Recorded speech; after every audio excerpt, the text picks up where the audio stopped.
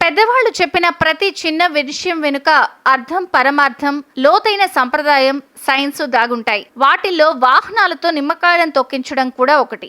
సహజంగా కొత్త వాహనాలను కొనుగోలు చేసినప్పుడు కొన్ని రకాల పూజలు చేస్తాం. అయితే దానిలో భాగంగా గుడికి తీసుకెళ్లి వాహన చక్రాల కింద నిమ్మకాయలు పెట్టి తొక్కిస్తాం. వాటిల్లో వాహనాలతో నిమ్మకాయలను తొక్కించడం కూడా ఒకటి. సహజంగా కొత్త వాహనాలను కొనుగోలు చేసినప్పుడు కొన్ని రకాల పూజలను చేస్తూ ఉంటాం.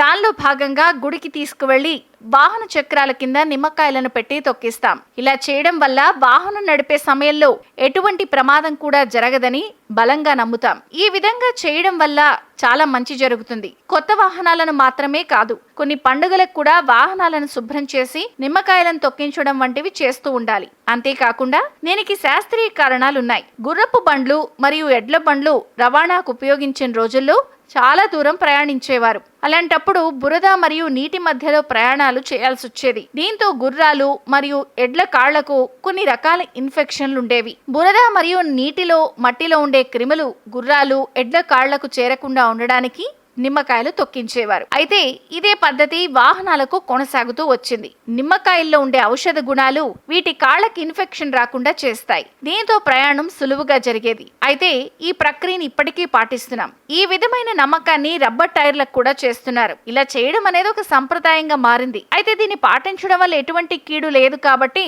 పాటించవచ్చు.